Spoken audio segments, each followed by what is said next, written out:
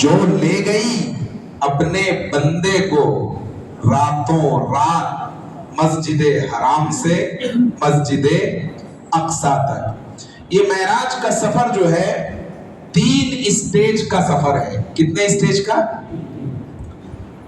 پہلا اسٹیج ہے مسجد حرام سے مسجد اقصیٰ. دوسرا اسٹیج ہے مسجد اقصیٰ سے سدرۃ المنتہا. اور تیسرا اسٹیج ہے سدرۃ المنتہا سے لامکان. اس چیز کو آپ اپنے ذہن میں رکھیے. اچھا، اعلان نبوت کے بعد کفار مکہ کی طرف سے حضور پر سختیاں بڑھ گئی، تکلیفیں دینے لگے کفار مکہ. حضور صلی اللہ تعالی علیہ وسلم تبلیغ کر رہے ہیں، پیغمبر توحید کا پیغام عام کر رہا ہے. کفار و مشرکین حضور کی ذات پر حملے کرتے ہیں. آپ کو جادوگر کہا جاتا ہے، آپ کو ساحر کہا جاتا ہے، اور یہ انسان کی فطرت ہے. جب انسان پر کوئی حملہ کرے تو انسان کا دل غمگین ہوتا ہے، غصہ بھی آتا ہے، فرسٹریشن بھی ہوتا ہے، سب کچھ ہوتا ہے. لیکن حضور صبر کر رہے ہیں. جب تکلیفیں حد سے زیادہ بڑھ گئیں، اتنی بڑی کہ سوشل بائیکاٹ کر دیا گیا. سوشل بائیکاٹ سمجھتے ہیں آپ؟ یہ اتنی سخت تکلیف ہوتی ہے کہ جب آپ اس کو سمجھیں گے ڈیپلی تو آپ کے رونگٹے کھڑے ہو جائیں گے. پانی بند، بات چیت بند، رشتہ داری بند، آنا جانا بند، بزنس بند، کاروبار بند، سب بند. اس کو سوشل بائیکاٹ کہا جاتا ہے. کسی سے کچھ خرید نہیں سکتے، کسی کے یہاں جا نہیں سکتے، کسی سے بات چیت نہیں کر سکتے، کسی سے کلام نہیں کر سکتے. اور یہ کوئی ایک دن نہیں رہا، 2 دن بھی نہیں، 1 سال بھی نہیں، 1.5 سال بھی نہیں. یا اگر 2 دن کسی سے بات نہ کرے تو فرسٹریشن کے مارے سر مارنے لگتے ہیں ہم لوگ دیواروں میں. 3 سال تک حضور کا سوشل بائیکاٹ کیا کفار مکہ نے. کتنے سال؟ 3 سال تک حضور نے صبر کیا. حضور نے صبر کیا. پیغمبر توحید کا پیغام دے رہا ہے لیکن اپنے مشن سے پیچھے ہٹنے کے لیے تیار نہیں.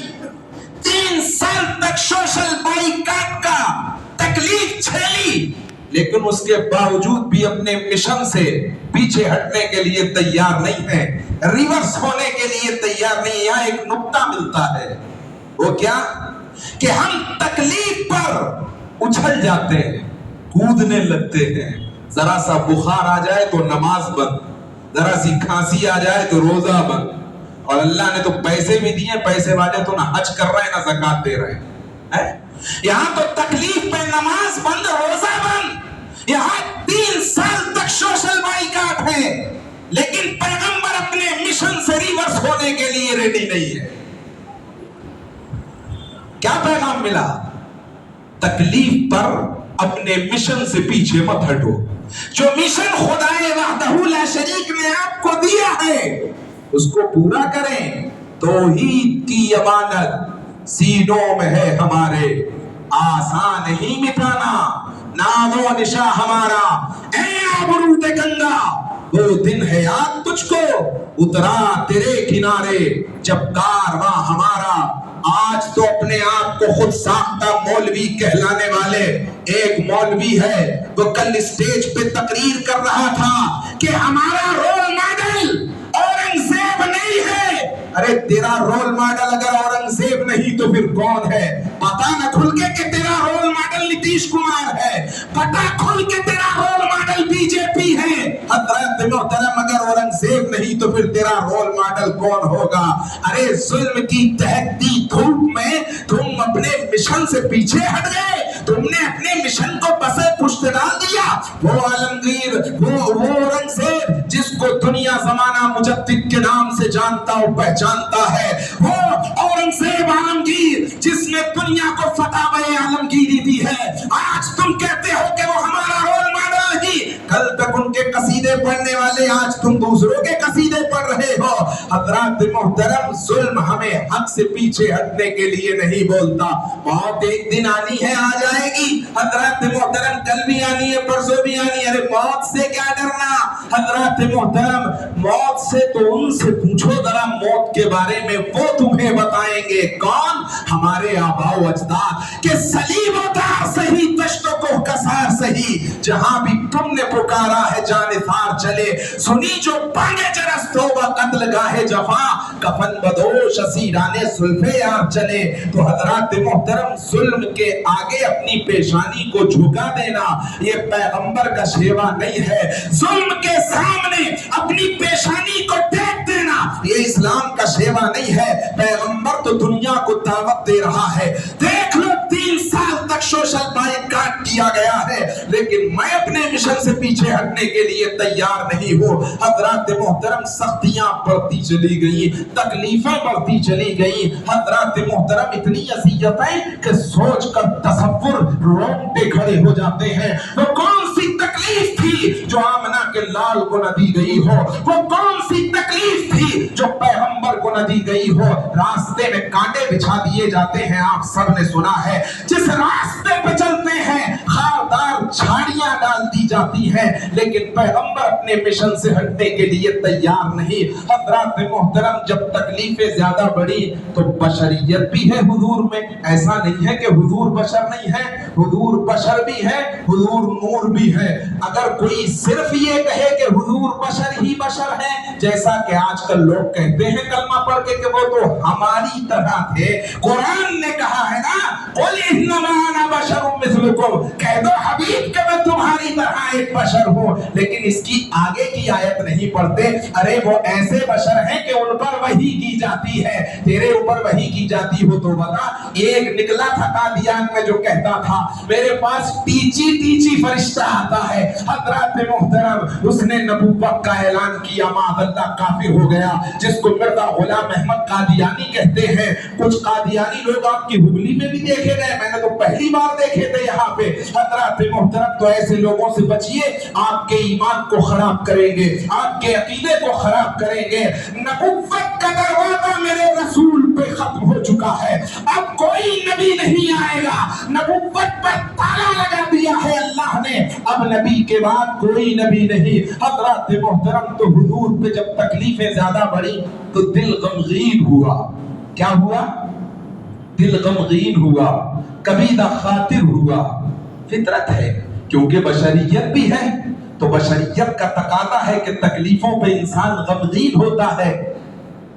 तो जब दिल गमगीन हुआ हुजूर का, अल्लाह ने जिब्रील से कहा, जिब्रील, मेरा हबीब गमगीन है, कबीदा खातिर है, मैं अपने हबीब को दुनिया की लज्जतें नहीं देना चाहता, अपने विसाल की लज्जतें देना चाहता हूं। हज़रत मोहतरम, मिसाल दे के आपको बात समझाना चाहता हूं। आप में से, हम में से जब कोई गमगीन होता है तो उस गम को हल्का करने के लिए या तो नवीन लैक चले जाते हैं, अगर ज्यादा पैसे हैं तो गोवा की सैर सपाटे के लिए चले जाते हैं, अगर और ज्यादा पैसा है तो कश्मीर की वादियों में चले जाते हैं, उससे भी ज्यादा पैसा है तो लद्दाख चले जाते हैं। अगर अल्लाह ने जेब बिल्कुल फुल कर दी है तो कोई नीदरलैंड चला जाता है, कोई स्विट्जरलैंड चला जाता है। क्यों जा रहे हैं साहब? दिल के गम को हल्का करने के लिए जा रहे हैं, दिल के गम को हल्का करने के लिए जा रहे हैं। तो गम को हल्का करने के लिए मैं और आप दुनिया की सैर करते हैं, या तो किसी गार्डन में जाते हैं, या किसी पहाड़ पर जाते हैं, या किसी समंदर के बीच पे चले जाते हैं। आजकल तो अल्लाह अल्लाह, समंदरों के बीच का हाल देखो तो अल्लाह अल्लाह, क्या बेहयाई के मंजर हैं। वो जमाने ही भले थे कि कदम राह पे थे, रोशनी लाई है मंदिर से बहुत दूर हमें।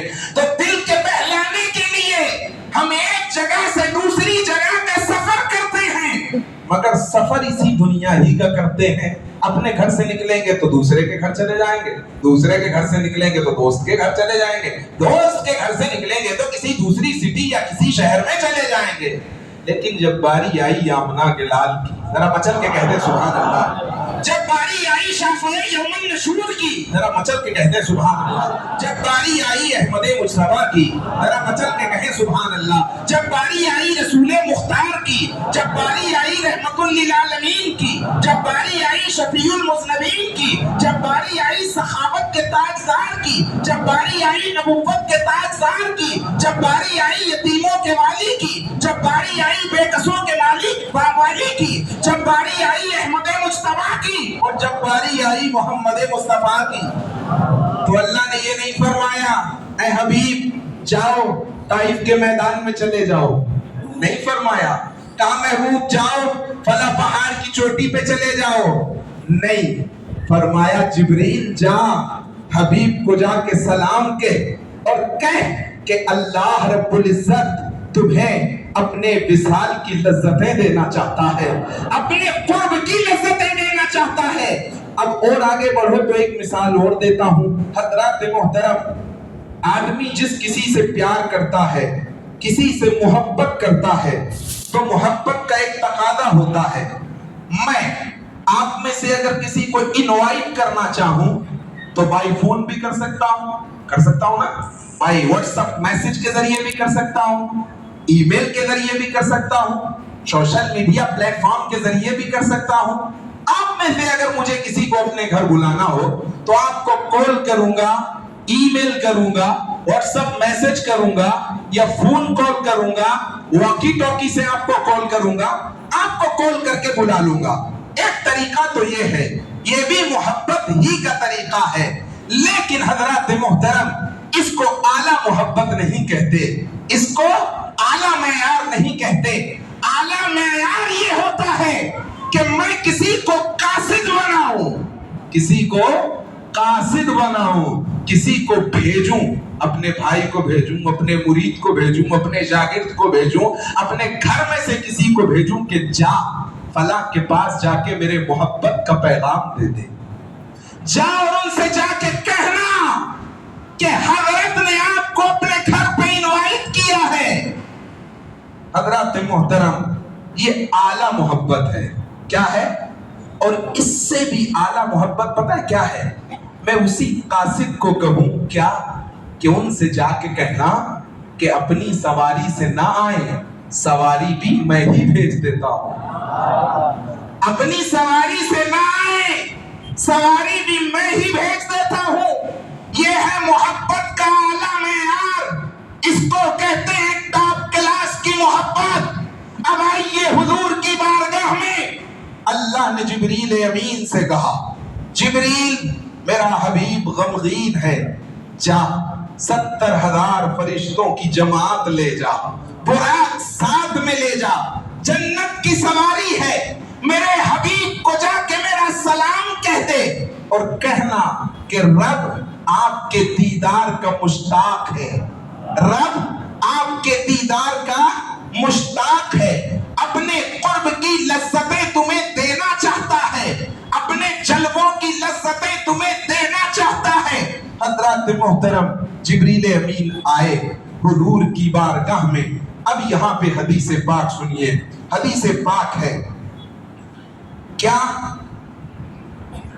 کہ حضور فرماتے ہیں اس وقت میں ام ہانی کے گھر پہ آرام فرما رہا تھا۔ ایک روایت تو یہ ہے، لیکن ہم ابھی اس روایت کی طرف نہیں جائیں گے، ہم دوسری روایت کی طرف چلیں گے۔ وہ کون سی ہے؟ وہ یہ ہے کہ حضور فرماتے ہیں کہ میں مطاف میں آرام فرما رہا تھا۔ مطاف سمجھتے نا؟ جن لوگ کعبہ گئے ہوں گے ان لوگوں کو معلوم ہوگا کہ مطاف کہاں ہے۔ تو مطاف میں آرام فرما رہے ہیں، جبریل امین 3 بار آئے، حضور کو جگایا، تیسری بار میں حضور جاگتے ہیں اور جبریل امین فرماتے ہیں کہ رب آپ کو اپنے قرب کی لذتیں دینے کے لیے بلا رہا ہے، آسمان دنیا پہ بلا رہا ہے۔ براق وہ ایسی سواری کہ جو آج تک نہ کسی کو ملی، وہ صرف حضور کے لیے مخصوص تھی۔ اس سواری کے بارے میں آتا ہے کہ وہ کھچر سے چھوٹی اور گدھے سے زیادہ بڑی تھی، یعنی کھچر اور گدھے کے جو درمیان کی جو شکل ہوتی ہے، جو حیت ہوتی ہے، اس طرح کی وہ سواری تھی حضرات محترم. اور اس سواری کی تیز رفتاری کا یہ عالم تھا کہ جہاں اس کا پہلا نظر جاتی تھی، پہلی نظر، وہاں اس کا پہلا قدم پڑتا تھا. یہ کیسے ہو سکتا ہے؟ یہ انشاءاللہ ہم رات میں بیان کریں گے کہ آج اس کو سائنس سے کیسے ثابت کیا جا سکتا ہے. ابھی آپ سے سفر معراج کو سن لیجئے. تو جہاں تک اس کی نگاہ جاتی تھی وہاں اس کا پہلا قدم پڑتا تھا. حضور سے کہا گیا، جبریل امین نے کہا حضور براق پہ سوار ہو جائیے. حضور براق پہ سوار ہوئے. براق اچھلنے لگا، کودنے لگا. جبریل نے پوچھا براق تجھے معلوم نہیں کہ تجھ پہ کون سوار ہے؟ سید الانبیاء سوار ہیں. براق نے بے ساختہ کہا تھا اسی سرور و مستی میں تو میں جھوم رہا ہوں، اسی مستی میں تو میں رقص کر رہا ہوں کہ میری قسمت کا مقدر جاگا کہ انبیاء کا سردار مجھ پہ سوار ہو گیا ہے. حضرات محترم، اب حضور حرم سے بیت المقدس کا سفر کر رہے ہیں. اب آپ کو یہ معلوم ہونا چاہیے کہ حرم سے، مکے سے بیت المقدس کا ڈسٹینس 1700 کلومیٹر ہے. کتنا 1700 کلومیٹر. 17 یا 16 آورس لگتے ہیں مکے سے اگر آپ ڈرائیو کر کے بیت المقدس جائیں گے، اور اگر پیدل جائیں گے تو 15 سے 16 دن لگیں گے. پیدل 15 سے 16 دن، ڈرائیو کر کے جائیں گے تو 15 سے 16 گھنٹے. حضرات محترم، 1700 میل کی دوری حضور نے چشم زدن میں طے کی، اور اتنی جلدی طے کی کہ جب حرم سے نکلے تو حضرت موسیٰ کو اپنی قبر میں نماز پڑھتے ہوئے دیکھا. کیا کرتے ہوئے؟ ابھی آؤں گا اس نقطے پہ انشاءاللہ. حضرت موسیٰ کو اپنی قبر میں نماز پڑھتے دیکھا. جب بیت المقدس پہنچے تو بیت المقدس کے پہلے دروازے پر دروازہ کھلا تھا. اس دروازے کو کہتے ہیں باب محمد. ذرا مچل کے کہتے صلی اللہ علیہ وسلم. دروازہ کھلا تھا. حضرت جبریل دروازے پہ رکے. بیت المقدس کے باہر پتھر تھے، بندے لگے ہوئے تھے. حضرت جبریل امین نے اپنی ایک انگلی پتھر میں ماری، اس میں سوراخ ہو گیا. براق کو اس پتھر سے باندھ دیا. جبریل دروازے پہ ہیں، حضور بیت المقدس کے اندر جا رہے ہیں. اندر جا کر کے دیکھا تو نظارہ کچھ اور تھا. حضرت آدم سے لے کے عیسیٰ تک جتنے پیغمبر اور رسول تھے وہ سب بستہ بیت المقدس میں کھڑے ہو کے نبی کا اہتمام کر رہے ہیں، نبی کی عزت و تکریم کر رہے ہیں. حضرات محترم، اب آپ سے میں ایک سوال کرنا چاہتا ہوں. آج لوگ کہتے ہیں کہ نبی زندہ نہیں ہے، معاذ اللہ. کلمہ پڑھتے ہیں نبی کا اور کہتے ہیں کیا کہ نبی زندہ نہیں ہے، نبی سے مانگ نہیں سکتے، نبی سے توسل نہیں کر سکتے. حضور جب حرم سے چلے بیت المقدس کی طرف تو حدیث پاک میں ہے، حضور نے فرمایا کہ میں نے حضرت موسیٰ کو اپنی قبر میں کیا کرتے ہوئے دیکھا. اب میں آپ سے ایک سوال کرتا ہوں، نماز زندہ پڑھتا ہے یا مردہ پڑھتا ہے؟ زور سے بولیے، اتنا تو بتا ہی سکتے ہیں آپ. زور سے بولو. یا مردے کو پڑھتے ہوئے نماز دیکھا ہے کبھی آپ نے؟ اگر دیکھا ہو تو صاحب مجھے بھی بتا دیجئے آ کر کے. نماز کون پڑھتا ہے؟ زندہ پڑھتا ہے. اور حضرت موسیٰ اور میرے پیغمبر کے درمیان 2000 سال کا ڈیفرنس ہے. کتنا؟ 2000 years before حضرت موسیٰ shifted by Allah Almighty. 2000 سال پہلے حضرت موسیٰ رب کے جلووں میں چلے گئے، رب کے قرب میں چلے گئے. لیکن 2000 سال کے بعد بھی حضرت موسیٰ قبر میں، دور سے بولیے، نماز پڑھ رہے ہیں. تو یہاں عاشقوں نے نکتہ دیا اور عاشقوں کا عاشق، نبی کا عاشق پکار کے بولا تو زندہ ہے واللہ، تو زندہ ہے واللہ. میری چشم عالم سے چھپ جانے والے جب 2000 سال کے بعد मूसा अपनी कब्र में जिंदा है तो मेरा नबी भी अबदुल लबाब तक जिंदा है। हजरत मोहतरम, जब हजरत मूसा जैसा पैगंबर जिंदा है तो मेरा नबी भी अबदुल लबाब तक जिंदा है। वो कल भी जिंदा था, आज भी जिंदा है, वो कयामत तक जिंदा रहेंगे। तू जिंदा है वल्लाह, तू जिंदा है वल्लाह। मेरी चश्मे आलम से झुक जाने वाले, मेरी चश्मे आलम से झुक जाने वाले हजरत मोहतरम, तो अब हुजूर बैतुल मक़दिस पहुंचे। बैतुल मक़दिस में हजरत आदम से लेके हजरत ईसा तक सारे पैगंबर, सारे रसूल सब बस्ता खड़े हुए हैं। हजरत मोहतरम, अब हजरत जिब्रील ने हुजूर से कहा कि हुजूर आप इमामत फरमाइए, ये आपकी इब्तिदा में तमाम अंबिया नमाज पढ़ेंगे। उस नमाज का क्या कहना जिसका इमाम अहमद मुख्तार हो, और उन मुक्तदियों का क्या कहना कि जो मुक्तदी जिस नमाज के सारे अबुल अज़्म पैगंबर हो। आदम से लेके ईसा तक जितने पैगंबर थे वो सब बस्ता खड़े थे। मेरा नबी इमाम है। हजरत मोहतरम, वो नमाज ऐसी नमाज कि वो उम्मतियों के लिए नहीं है, वो अंबिया के लिए खास थी। और क्यों ना होता कि जिस नमाज का बयाने वाला भी खास है और उसके मुक्तदी भी खास हैं। हजरत मोहतरम, अब यहाँ सिर्फ नमाज नहीं हुई, नमाज के बाद में मिदहते मुस्तफा का प्रोग्राम किया गया। मिदहते मुस्तफा का प्रोग्राम हुआ। हुजूर सल्लल्लाहु तआला अलैहि वसल्लम की मिदहत में जश्न हुआ। वो जश्न क्या था?